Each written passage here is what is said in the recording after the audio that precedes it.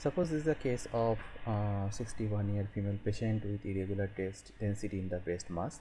Now that patient have a radiological evaluation done, that the radiological lesion shows U5 kind of radiology.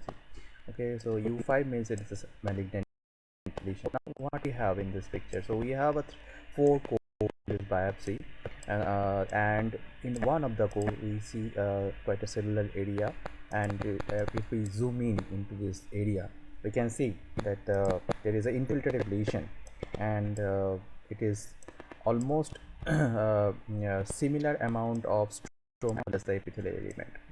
Now the epithelial element have a typical appearance of angulated gland, very angulated or infiltrative kind of appearance.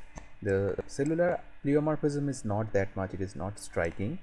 At places they are forming some creepy formation. Now if we zoom in into individual lumen, we can see the tubular epithelium, they are shaggy, and few spaces we can see we should see some snouting from the epithelial spaces. Okay, it is not evenly there. Yes, there. Okay, so there is a epithelial snouting from the luminal surface. Cellular pleomorphism is not that much.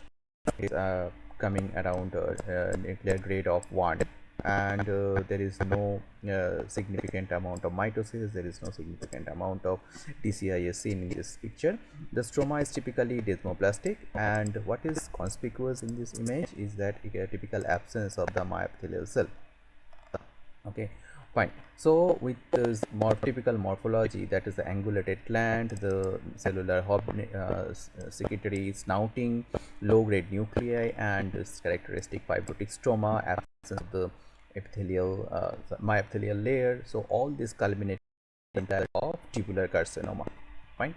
Okay, so now the tubular carcinoma is typically luminal type A, and they are positive for ear and peer, they are negative for HER2/neu, and sometimes they can show some columnar cell lesion as well as lobular neoplasia. So once there is presence of the other two, like there is a lobular carcinoma as well as columnar cell lesion, it is known as Rosen's triad. Sometime we can see the calcification.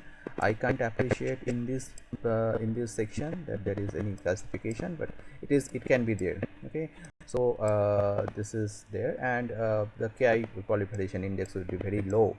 So this is a typical picture of tubular carcinoma or invasive tubular carcinoma of breast. The typical differential that can you bring up in this context is microglandular adenosis. The microglandular adenosis will have a typical infiltrative small glandular lumen, and they have a characteristic intraluminal eosinophilic globules present, and they are positive for S100. That ISC will help to determine whether they are microglandular adenosis or not. Okay, so this is how you can easily exclude the possibility of MGA. And it's typically seen in postmenopausal aged female, and they have a good